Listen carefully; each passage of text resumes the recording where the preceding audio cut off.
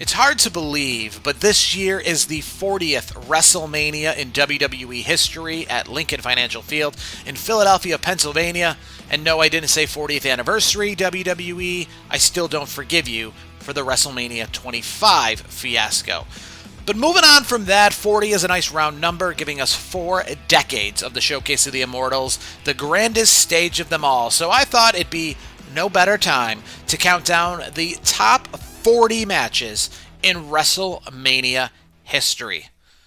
Now, a few little notes. This is my personal list. I compiled it myself, and while it may be argumentative to decide where each match belongs on the list, and I don't blame you. It was tough to put the matches where I put them myself.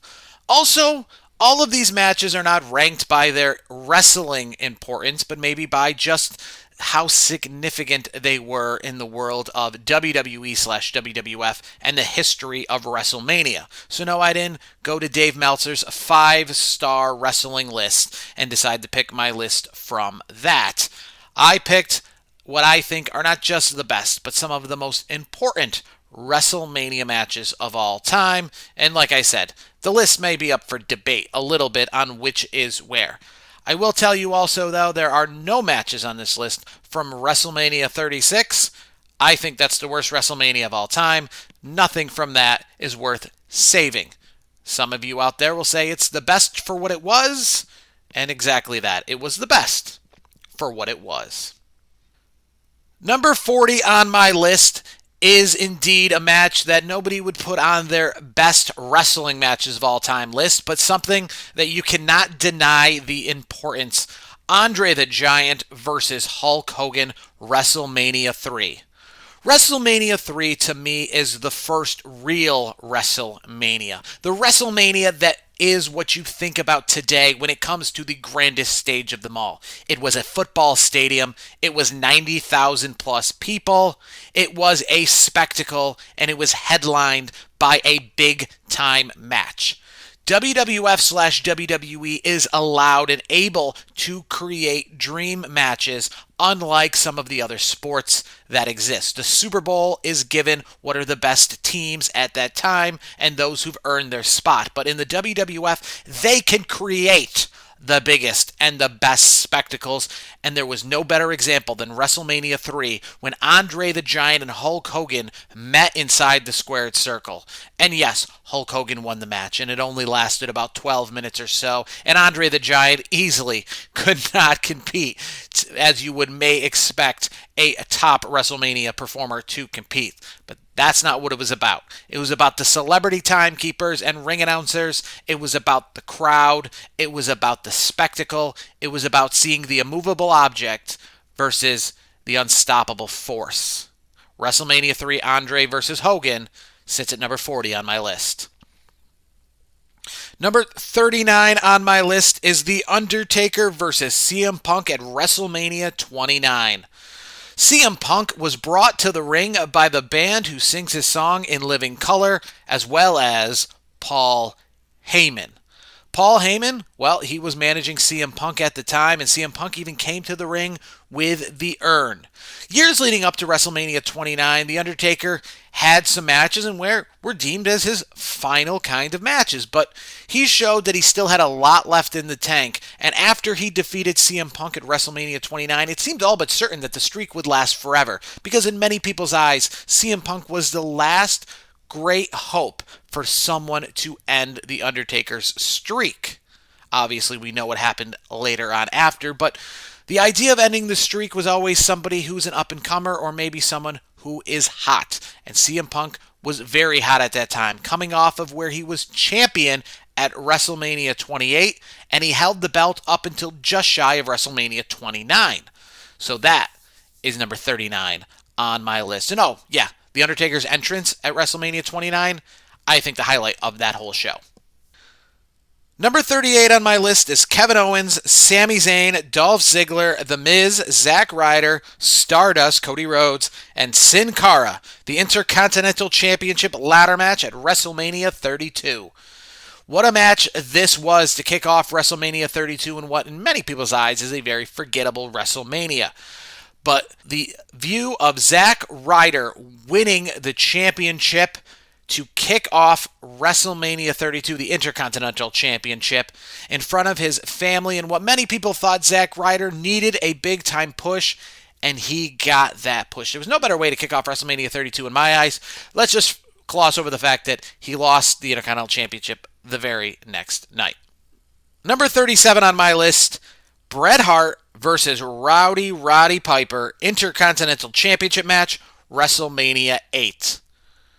When you want to talk about actual wrestling and not just the spectacle that WWE creates, well, they can give you actual good wrestling. And that's what we got with Roddy Piper and Bret the Hitman Hart at WrestleMania 8. Just a good technical wrestling match, and in my eyes, I think the Intercontinental Championship had never been brighter, maybe up until today in the year 2024, but at that time, the Intercontinental Championship was hot. It was treated as essentially the real world's belt, because the World Championship a lot of times in the early 90s was treated as the gimmick belt held by Hulk Hogan, Macho Man, people of that nature, but when it came down to technical prowess, the Intercontinental Championship matches always delivered, and we've probably got another one coming up on the list later on.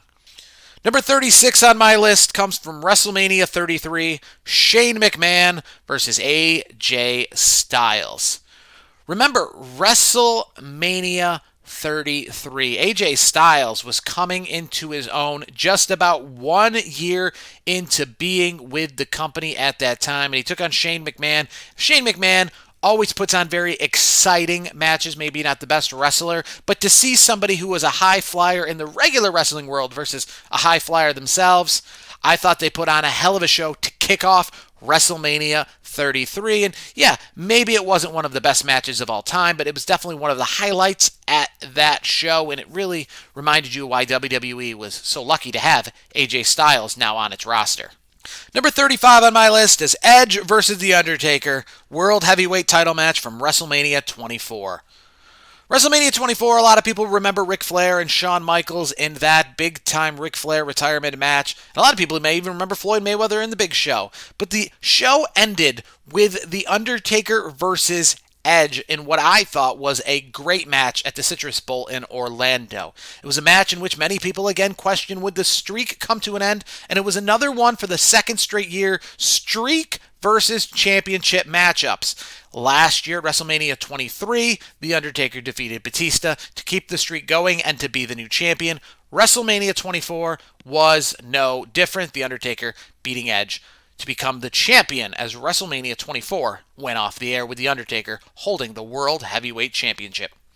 Number 34 on my list is The Ultimate Warrior versus the Macho King, the retirement match from WrestleMania 7. This match was big-time players with big-time stakes. The Ultimate Warrior was 1 year removed from main eventing WrestleMania 6 against Hulk Hogan and leaving Toronto Skydome with all the championships, while the Macho King was trying to re-find his footing. The Macho King, as he is now being called at WrestleMania 7, had broken away from Miss Elizabeth and aligned himself with Sensational Sherry. And while at the end of the night it was the Macho King who lost the match, he was reunited with Miss Elizabeth in the end. And yes, well, the Macho King, Macho Man, whatever you want to call him, either way, neither of these guys essentially went off into the sunset, never to be heard from again. But overall, the importance of the match, the characters that were involved in the match, and then the feel-good moment at the end, that's why I put this at number 34 on my list. Number 33 on my list, Edge versus Mick Foley, the street fight from WrestleMania 22. Just about 2 months prior, Edge shocked the world by being the first person to cash in Money in the Bank, and with Lita by his side, Edge was shot right up into the main event picture. Edge was the World Heavyweight Champion going into the Royal Rumble in 2006, and he was pretty hot. Team him up at WrestleMania 22 with a returning Mick Foley who just can't say no to retirement and wanted to compete once again. Joey Styles, thanks to ECW's new incarnation in the WWE, provided awesome commentary for what was a street fight between Mick Foley, a man who we hadn't seen do some of the stuff he did in the WWE in years, and Edge get pushed to the limits. And for what I'm going to say, from my knowledge, just recording this right now without looking into it, going to say, not just in WrestleMania history, but maybe the only time in WWE history that we got to see a flaming table spot, a flaming table spot in a jammed all-state arena / Rosemont Horizon in Chicago, Illinois, a hardcore match for the ages on the grandest stage of them all. Doesn't get any bigger or better than that. Number 32 on my list, the main event of WrestleMania 20, Shawn Michaels, Chris Benoit, and Triple H. These guys were some of the best in the business at that time. And Chris Benoit, it was not just about his feel-good moment, but it was about showing that he belonged as a technical wrestling prowess that he had. And he did indeed prove it. So we got the feel-good moment of Chris Benoit, who isn't Shawn Michaels or Triple H on the WWE power scale. And clearly, obviously, in 2024, he is not there as well. But at that time, in the technical abilities category, he belonged. And he showed that he belonged. And then you mix the fact that these are some of the biggest names in the WWE. Shawn Michaels, who was less than 2 years into his return. Triple H, who was just a constant main event player in the WWE, Madison Square Garden, a triple threat match between some of the best in the business.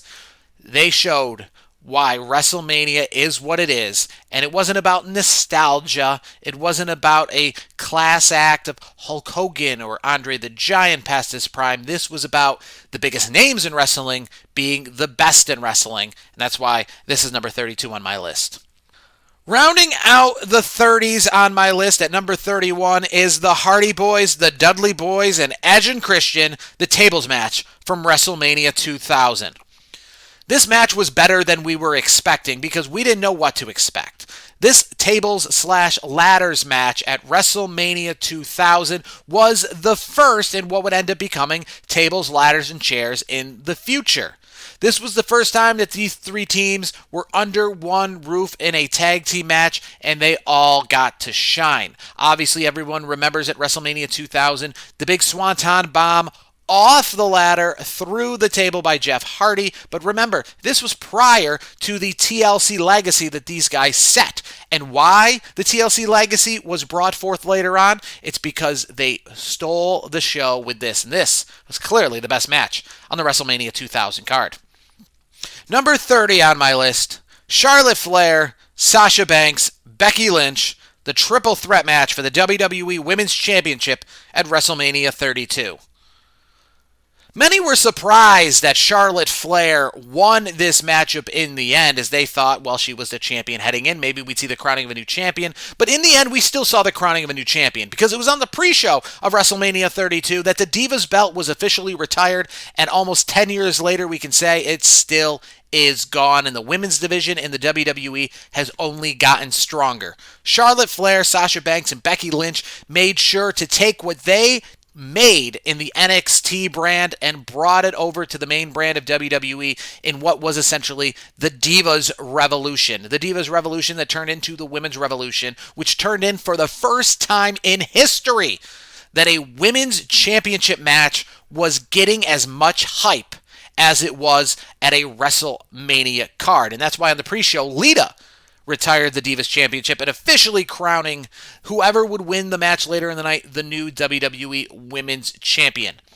Obviously, we know about the future main events from some of these women and where the Women's Revolution ended up going, but it was WrestleMania 32 that these three women broke the ground in which is now and has never been prior to that women's wrestling treated as the high caliber performance and the importance on the card that it currently is, thanks to this match. Number 29 on my list, Daniel Bryan versus Triple H, WrestleMania 30. The Yes Movement, and we all remember how WrestleMania 30 ended with Daniel Bryan holding all the championship belts. But it was earlier on in the night Daniel Bryan had to defeat Triple H and frankly defeat the Authority, because that was the real storyline. The storyline was, why isn't Daniel Bryan in the main event? It's because Triple H and the Authority are preventing him from doing so. The video package by Imagine Dragons to showcase the story leading into this match, then obviously kicking off WrestleMania 30 with this match. Not just kicking off WrestleMania 30, but kicking off the first ever pay-per-view event in the WWE streaming service era. It showed you that even though WWE WrestleManias were now on streaming services as a traditional pay-per-view, that WrestleMania was still in good hands and was still going to deliver. And Triple H and Daniel Bryan, with the hype and the story heading into this match, then the match itself really delivered as maybe one of the best opening matches in WrestleMania history. Number 28 on the list, Sasha Banks, Bianca Belair, the championship, WrestleMania 37. WrestleMania 37 saw the second time ever that women would main event a WrestleMania. Now, technically, this was a little bit of a different circumstance than WrestleMania 35 because WrestleMania was now 2 nights. But there was no better way to end the first night of the first WrestleMania back in front of a live crowd than the crowning of Bianca Belair in front of not just her fans, but her friends and her family, becoming the new women's champion, defeating Sasha Banks in a classic. These two were and are one of the best women in the world today, even in 2024. And in 2021, they indeed were some of the best women in the business at the time. They deserved the main event spot. It was definitely one of the best matches on the entire WrestleMania 37 card, whether you're talking night 1 or night 2. And that's why I put it number 28 on my list. Number 27 on my list, Triple H versus The Undertaker at WrestleMania 27. The numbers are coincidence to why they sit on the list at where they do, 27 being from WrestleMania 27. But what I can tell you about the match itself is this. This, without a doubt, was the best match on a pretty bad WrestleMania card. Triple H and The Undertaker, though, found a way to make you remember that this was WrestleMania. This was the showcase of the Immortals. And while the main event might not have delivered that, and any other match on the card may not have really delivered that, Triple H and The Undertaker started what would be a back-to-back years of facing each other at WrestleMania with the rematch the following year. But they set the stage for the Hell in a Cell match at WrestleMania 28 with this match at WrestleMania 27. Another spot and where many people were wondering, is the streak going to come to an end? And Triple H is a very formidable foe. He could do that. Undertaker got the win, but in the end, both superstars looked gassed, looked defeated. And we obviously remember about The Undertaker coming off of 2 back-to-back years against Shawn Michaels at WrestleMania, so people were wondering, what else does he have in the tank? And he showed he still had a lot with this match right here. Number 26 on my list, Gunther versus Sheamus versus Drew McIntyre, the Intercontinental Championship match from WrestleMania 39.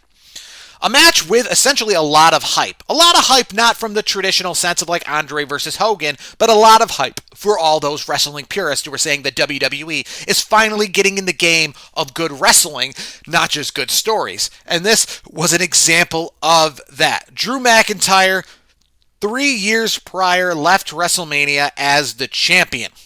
Gunther, the Intercontinental Champion, heading into WrestleMania just a few months after facing Sheamus for that championship at Clash at the Castle in what was one of the best matches of 2022.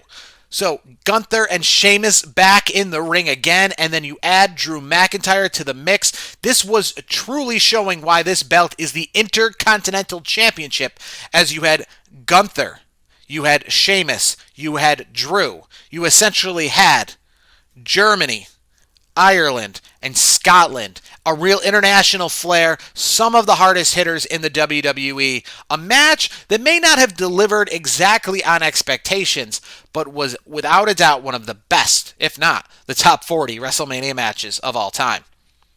Number 25 on my list comes from WrestleMania 38, the return of Cody Rhodes versus Seth Rollins. We all wondered, is it really him? Could it really be him? Could the forbidden door be open? Yes, Cody Rhodes, not from the WWE in the past, but the AEW New Japan Ring of Honor Cody Rhodes was coming to the WWE. And his first opponent was as the mystery opponent for Seth Rollins at WrestleMania.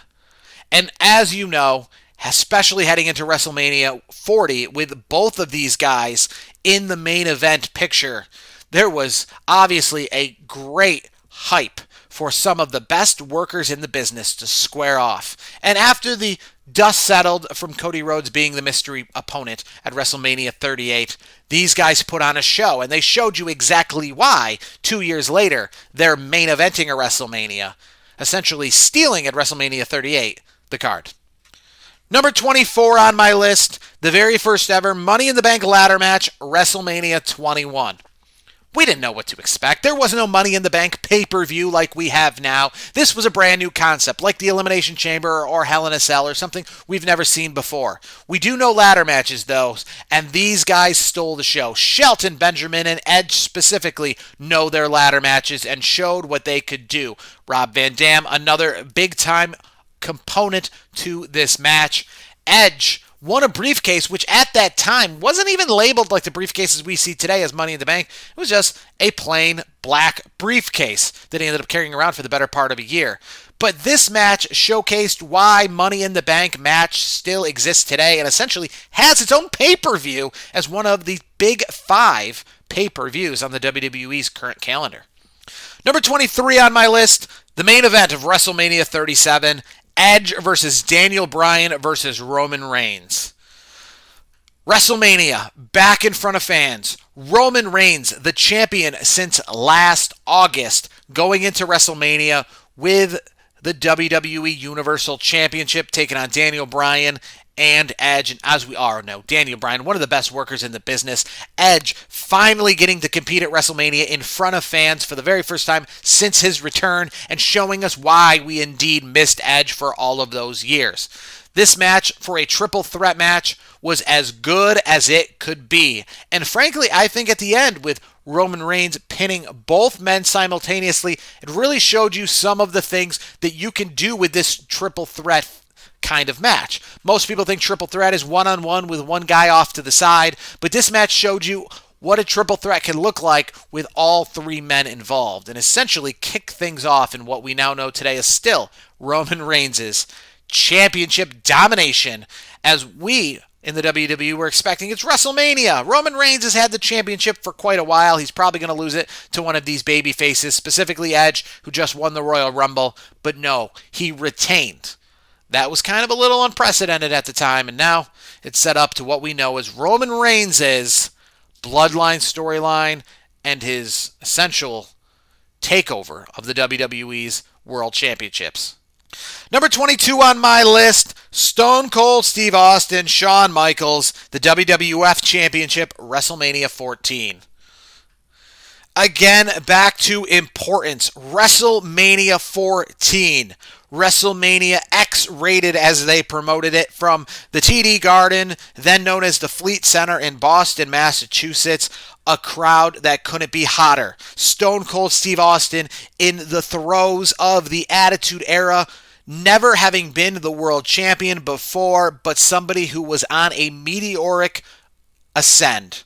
And he met the holder of the belt, the holder of the old guard, Shawn Michaels. Shawn Michaels took the WWF through the new generation period, winning the belt at WrestleMania 12, and essentially having the belt for the better part of some of the new generation years. But we all knew Shawn Michaels was on his way out, or at least those in the know did, and it was time for Stone Cold Steve Austin to take his rightful place as the face of WWF's Attitude Era.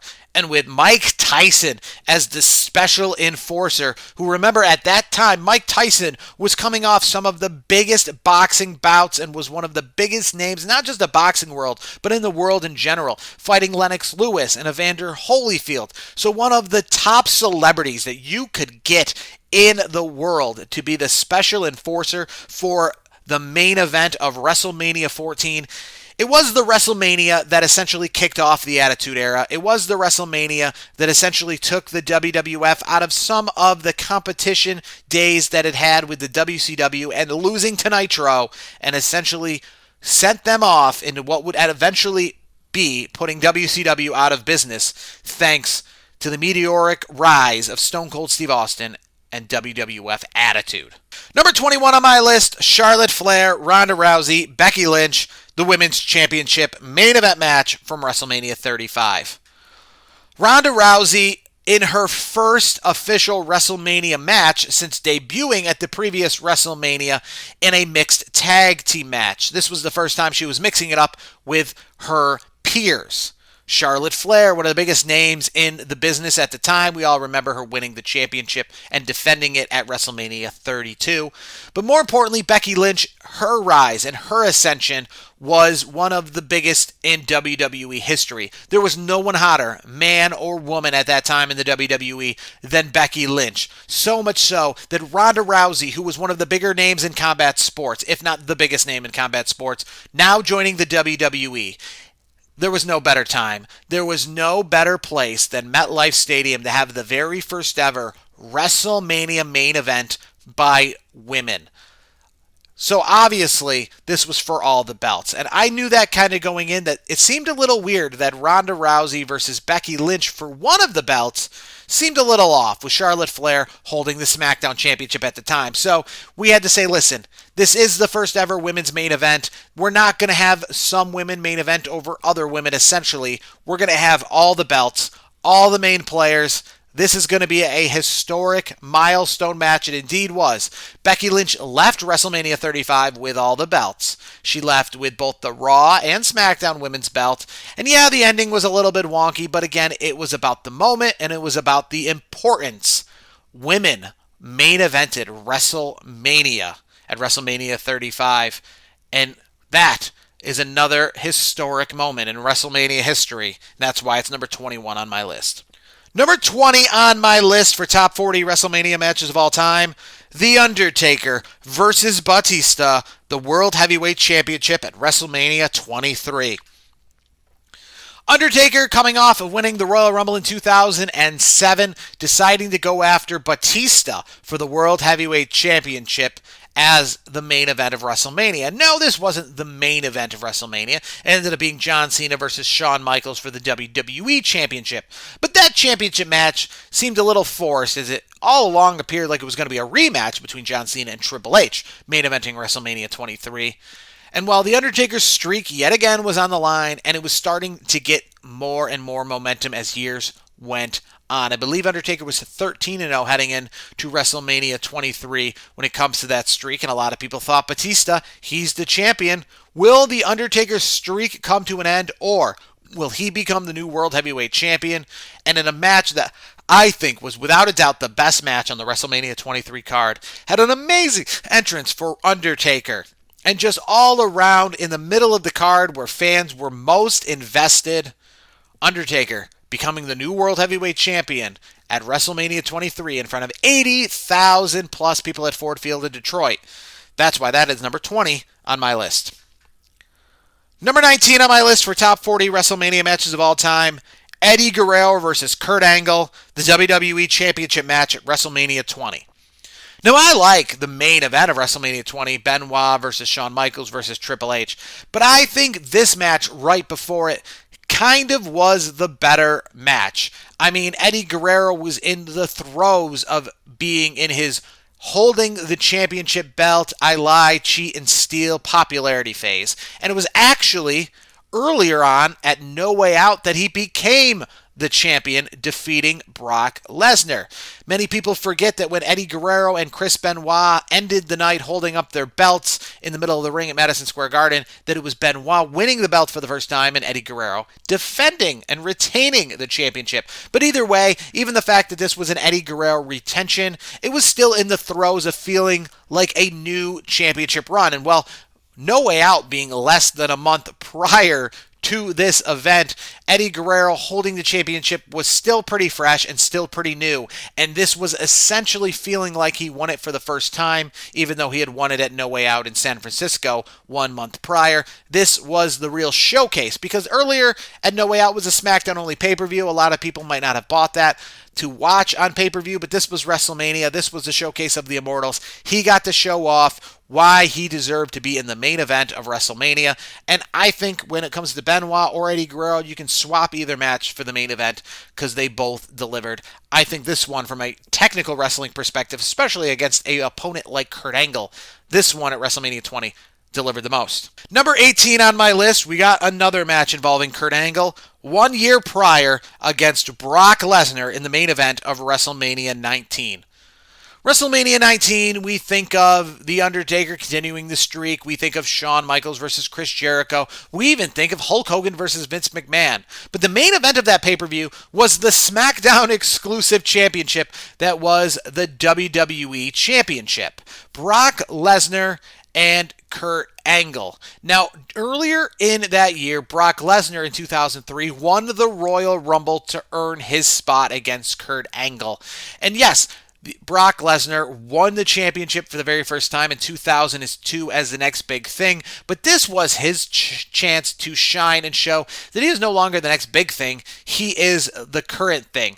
And from not even being in the WWE 1 year prior to main eventing WrestleMania, this time though against Kurt Angle as the challenger, comparable to him holding the belt a few months prior, and putting on a classic. These two guys who came over from the amateur wrestling background, with Brock Lesnar making a name for himself in Minnesota collegiate wrestling and being an NCAA champion, and Kurt Angle with his gold medals from the 1996 Olympic. And who can forget the shooting star press gone wrong from Brock Lesnar, where in all accounts, he probably should be paralyzed to this day, but only a beast like Brock Lesnar could not just finish that match, but essentially continue what ended up being a pretty historic career and an amazing main event match at WrestleMania 19 in Seattle. Number 17 on my list, Bret Hart versus Shawn Michaels, the very first ever 60-minute Iron Man match for the WWE Championship. Shawn Michaels was coming into his second WrestleMania as the challenger and the winner of the Royal Rumble. This time around, it was from a little bit of a comeback, as many did not even realize that he'd be ready to compete for the 1996 Royal Rumble, but he was, and for the second straight year, he won the Royal Rumble. But this time around, it really felt like it was his time, unlike the previous year, as he took on Bret the Hitman Hart. And no better way to showcase what these guys can do than in a 60-minute Iron Man match. A match in which went 60 minutes without any falls. So essentially, a 62-minute match in the end of wrestling. It ended up being just a few seconds into the overtime period of the Iron Man match when Shawn Michaels got the first and only fall to become the champion and achieve the boyhood dream as we now know it. But at that time, it was a first. And yes, a lot of people are going to say it was kind of a boring match. 61 minutes or so of no falls, and I understand that. And it was kind of a boring match, because frankly, a match that lasted just about 61 minutes, if it was a more exciting match, would probably be like number one on this list. But the importance of that match, the moment of that match. Don't forget the amazing Shawn Michaels entrance where he zip-lined in from the ceiling. I mean, an iconic moment just there on his entrance. Then winning the match with the championship in the middle of the ring. Another iconic moment. It's about the moments. It's about the importance of this match. And it's about what we still haven't seen to this day, and that's another 60-minute Iron Man match in WrestleMania history. This one set the stage for the very first time, a bar that still actually hasn't been met. Number 16 on my list, John Cena versus Triple H, the main event of WrestleMania 22 for the WWE Championship. I liked both of these wrestlers' entrances. The John Cena Chicago Mafia gimmick, the Triple H Conan the Barbarian entrance. I thought they were very fitting of WrestleMania, and I thought it was very fitting that both men got a big-time entrance. Really made you realize how important of a match this was.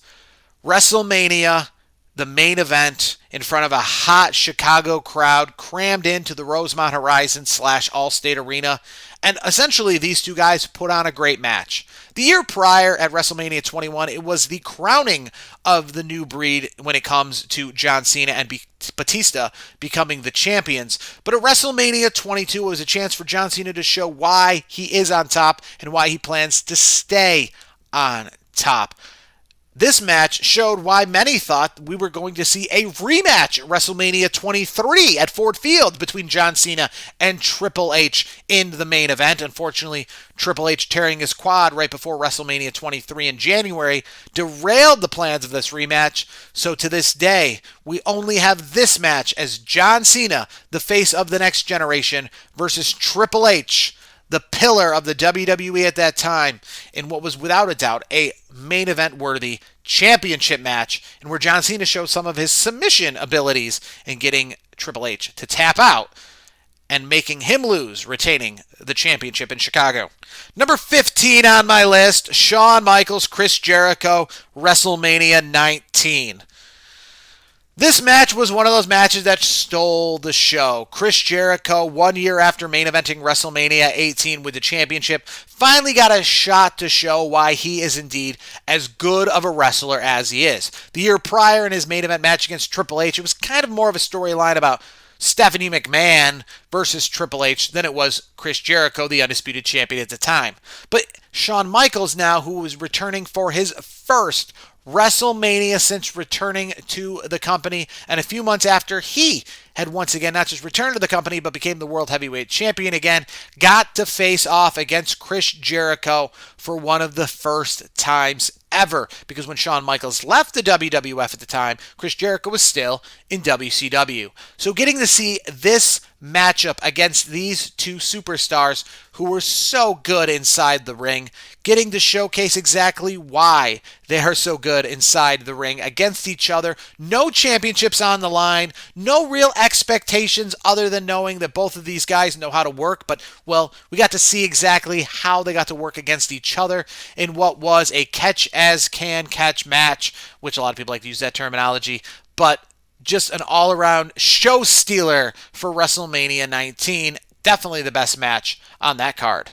Number 14 on my list, Hulk Hogan, Ultimate Warrior, champion versus champion, WrestleMania 6.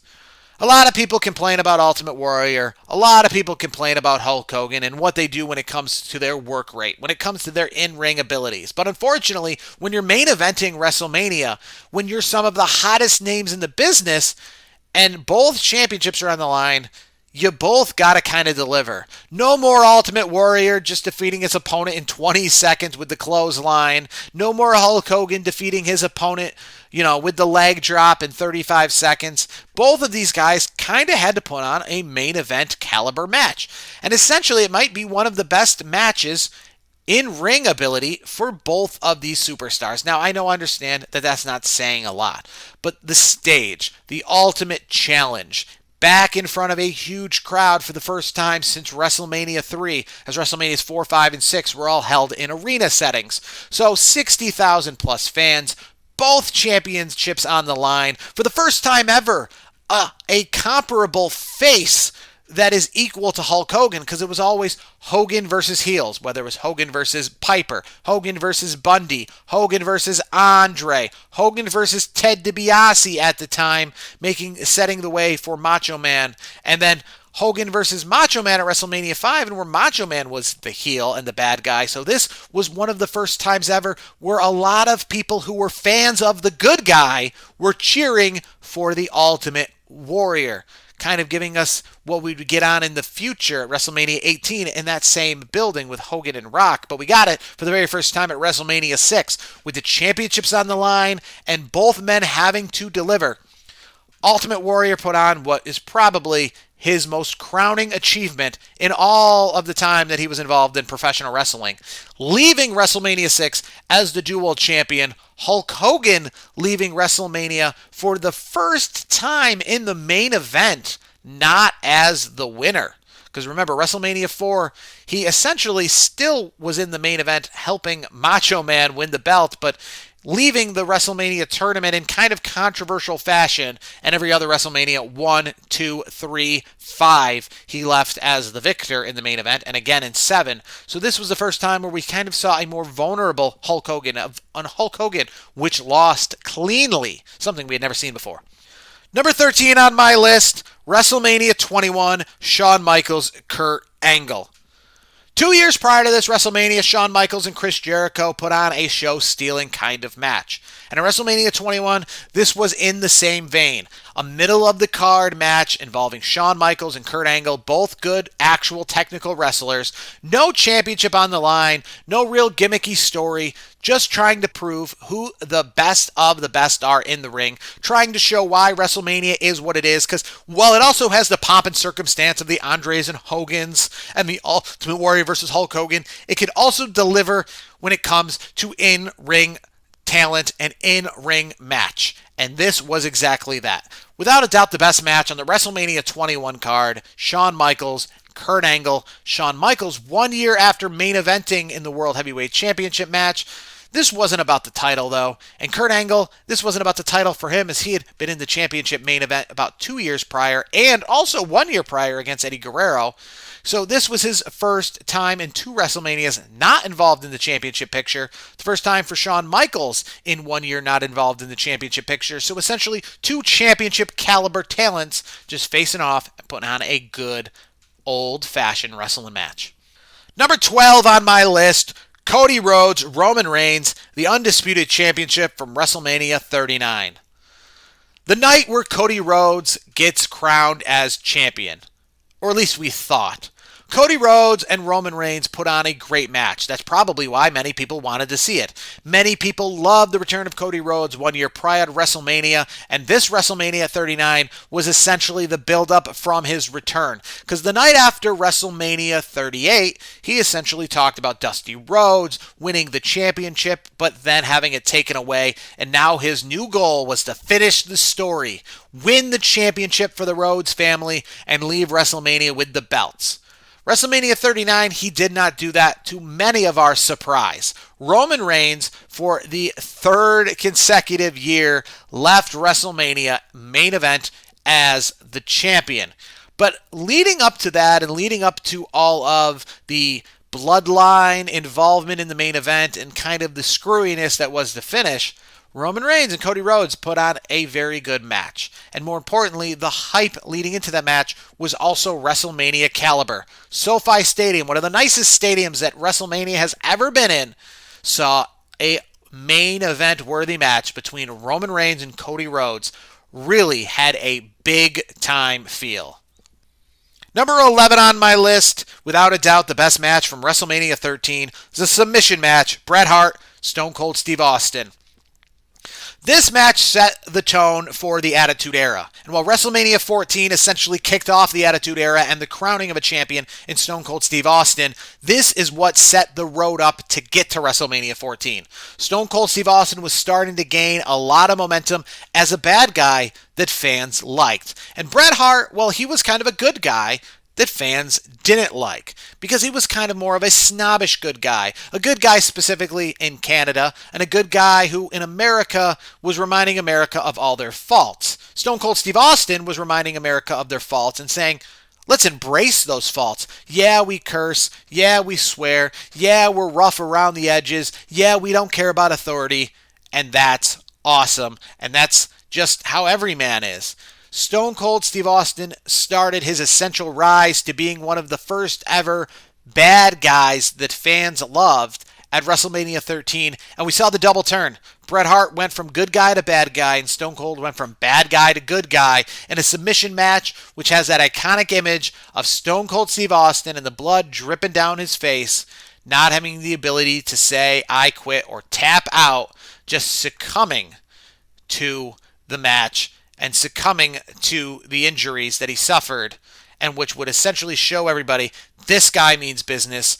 This guy isn't going to give up on us, the fans. This guy is one of us, and essentially started the rise of Stone Cold Steve Austin, and was the last ever true WrestleMania match involving Bret the Hitman Hart.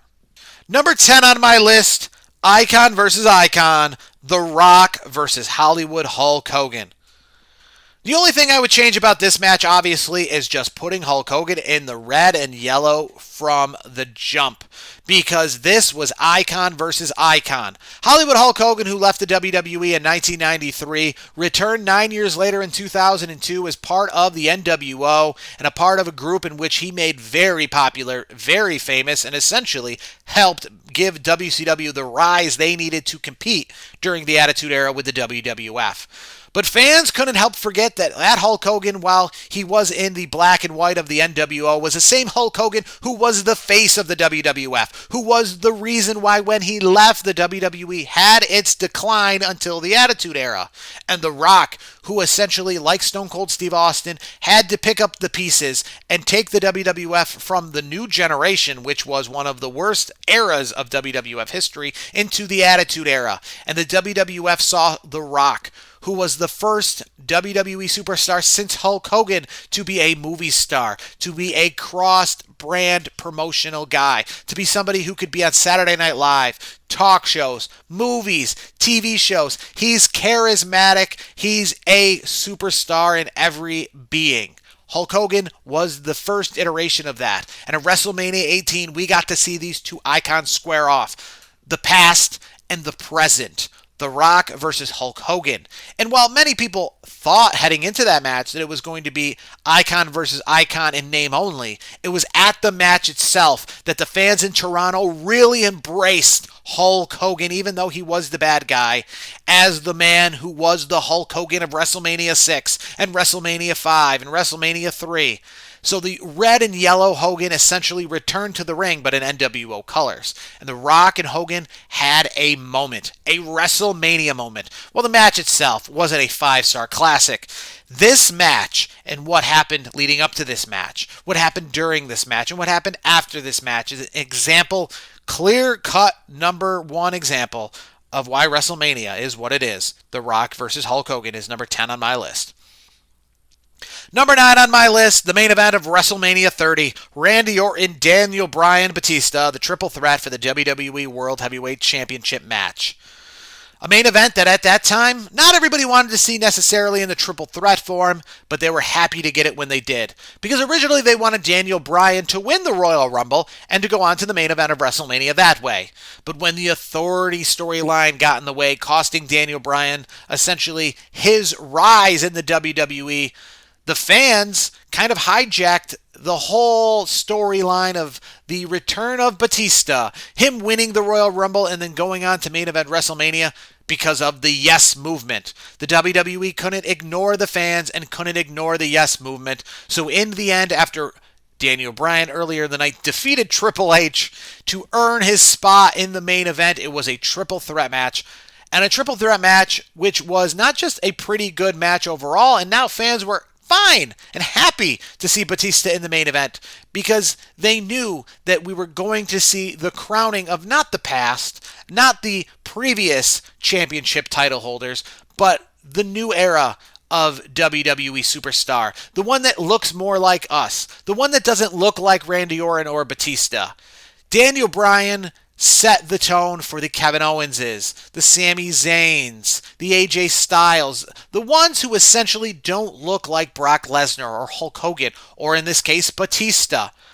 And nobody could deny the end of WrestleMania 30, the confetti coming down. Daniel Bryan, the new undisputed WWE champion, holding up both belts, representing not just himself, but representing what the fans wanted, what they willed the WWE to do. Something that the WWE still has power, the WWE fans still do have power to this day in essentially creating what they want to be the main events of WrestleMania, sometimes which are different than what the WWE wants in creative. Number 8 on my list, John Cena versus The Rock. I put this match from WrestleMania 28 higher than Rock versus Hogan because, well, Rock versus Hogan had a 3-week build. And the Hulk Hogan that we saw heading into WrestleMania was treated as a bad guy. It was treated as the NWO Hollywood Hulk Hogan. It wasn't the icon versus icon match that we ended up getting in the build. But WrestleMania 28, well, it was indeed the icon versus icon match in the build because WrestleMania 27 was essentially created just as a trailer, as a setup for WrestleMania 28. And for the first and really only time in WWE history, we had a WrestleMania main event match made, signed in contract 1 year prior. So for 1 year, we knew the main event of WrestleMania 28 would be The Rock versus John Cena. Both superstars had great musical entrances to the ring. It was outdoors at Hard Rock Stadium, or Sun Life Stadium as it was known at that time in Miami, the home of The Rock, in a place where he made his name on the football field. The Rock, the past, John Cena, the present, modern storytelling. Both of these guys who were great when it comes to promos, great when it comes to mic work. Both guys transcending the business when it comes to being in movies, being in music, being in pop culture in general. This match build, I can tell you, I had never had more excitement for a WrestleMania match heading into one than I did to see Rock versus John Cena. Not because I was going to see a technical masterpiece in the ring, but just the spectacle that it would be. And the spectacle alone is why it sits at number 8 on this list. Number 7 on my list, Shawn Michaels, Ric Flair, the career-threatening match at WrestleMania 24. This match we all knew was the end of the road for Ric Flair in ring and WWE. He'd been having career-threatening matches for months leading up to this match, and it culminated at WrestleMania 24 against Shawn Michaels, a man who was not an up-and-coming superstar, not a man who was going to end him so that he could have his heel-like descend and say that he put he put Ric Flair out of business. No. That wasn't what this was about.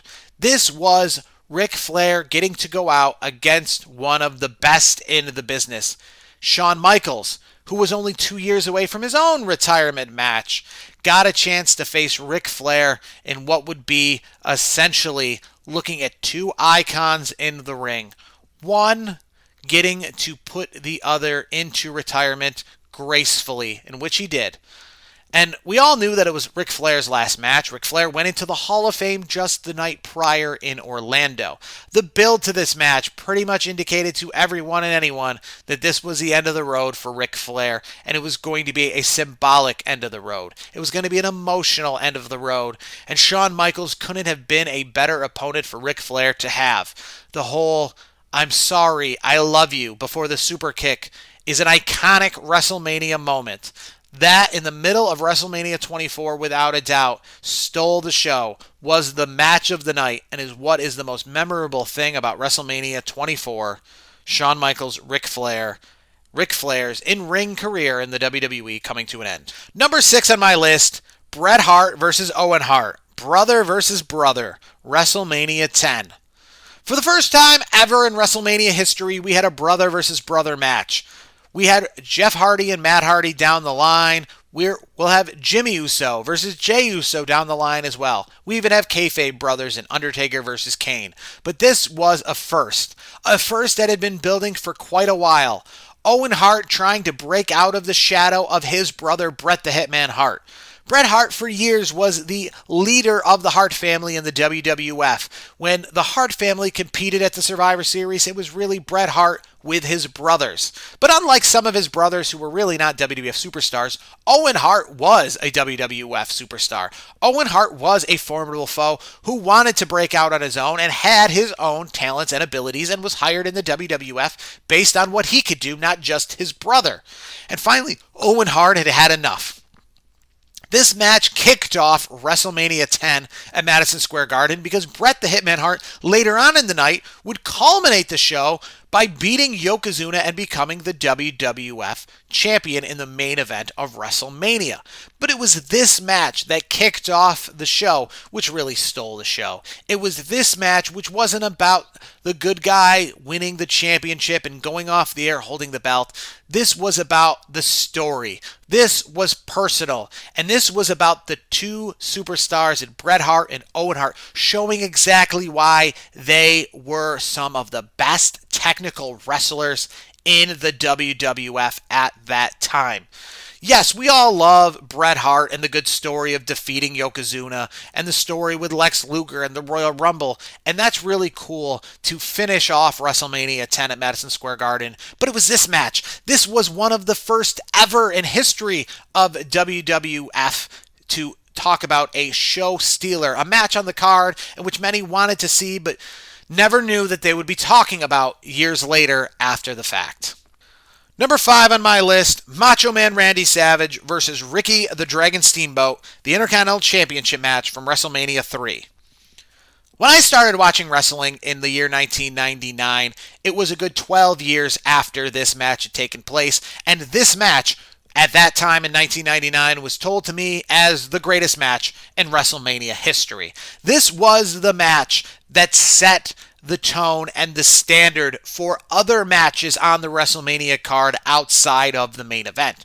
You see, the first 2 years of WrestleMania, it seemed that the card was really just about the main events. And at WrestleMania 3, it really showed that the card indeed was about the main event with Andre versus Hogan.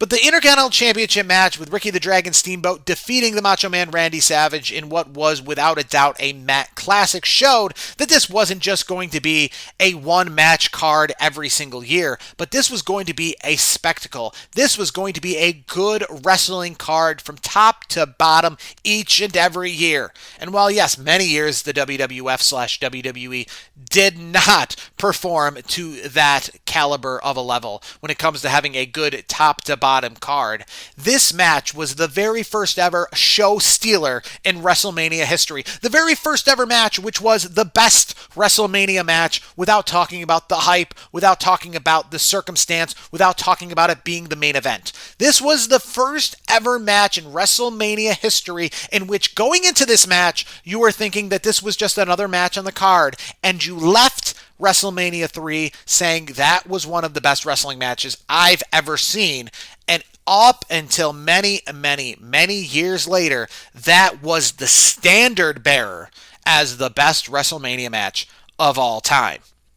Number 4 on my list, Shawn Michaels, Razor Ramon, the Intercontinental Championship match, the ladder match, WrestleMania 10. This match was another groundbreaking, revolutionary match, a ladder match. And yes, we had seen them in the WWF before, but never on the grandest stage of them all. Both competitors staking claim to being the Intercontinental Champion. And earlier on in this video, how I told you about how in the 90s, the Intercontinental Championship was one of the hottest belts going, and this match proved it. Shawn Michaels, just 1 year prior to being in the main event picture of WrestleMania for the championship, and just 2 years prior to winning the championship in an Iron Man match at WrestleMania 12, was still in the mid-card, was still in that up-and-coming phase. And Razor Ramon Scott Hall was showing you at the time why he was one of the biggest stars in the WWE.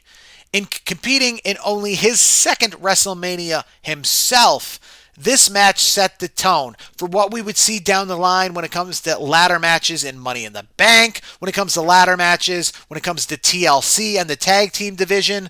This ladder match had it all. And one thing this ladder match had that none of the ones in the future ended up having was the single ladder. We're so used to so many ladders all over the ring, jumping off of one ladder into another ladder, but not this match. This match set the standard for a one ladder match.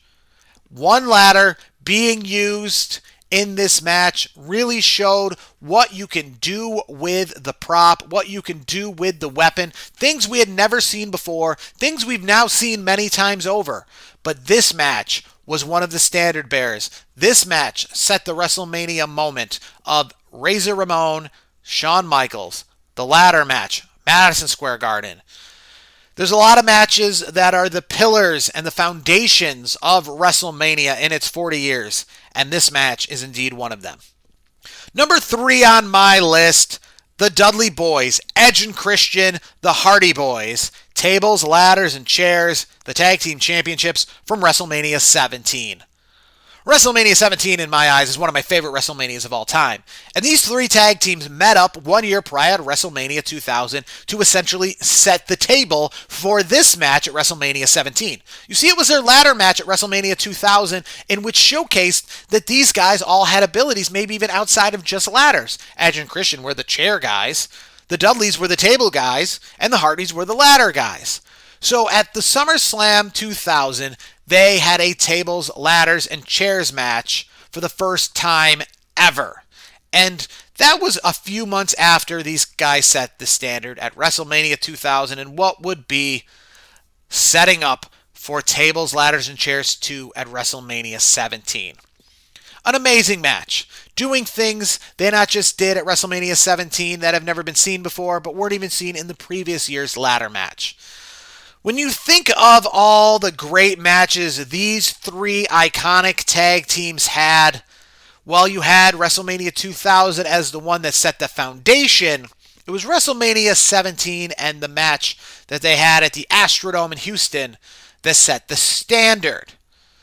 The best match, I think, of the trilogy of ladder matches between these three teams was at WrestleMania 17. That's why it's number 3 on my list. Number 2 on my list, another match from WrestleMania 17, Stone Cold Steve Austin and The Rock. Listen, I understand that probably the TLC match earlier was a better match. And I understand Ricky the Dragon Steamboat and Macho Man at WrestleMania 3 was a better match. But in the match that essentially many say was the finale of the Attitude Era, this match had it all. The Rock, Stone Cold Steve Austin, meeting up for the second time in the main event of WrestleMania, but this time it had a stadium setting. This time it had, without a doubt, the best promotion for a match when it comes to use of music in the package, including My Way with Limp Bizkit. It just had all the feels. I had never in my life, and still to this day am chasing the high to get back the excitement that I had for WrestleMania 17. WrestleMania 17 is my favorite WrestleMania. Not because I look back on it and I think that it is still the best WrestleMania, but I look back on it and I just remember where I was at the time and how much I was hyped up for the show and how much I was hyped up for My Way by Limp Bizkit. And clearly what helped the entire hype up of My Way by Limp Bizkit was how that was used in the storyline for this match. A lot of people are pretty upset with the ending of this match, with Stone Cold turning heel and aligning himself with the devil himself, Vince McMahon.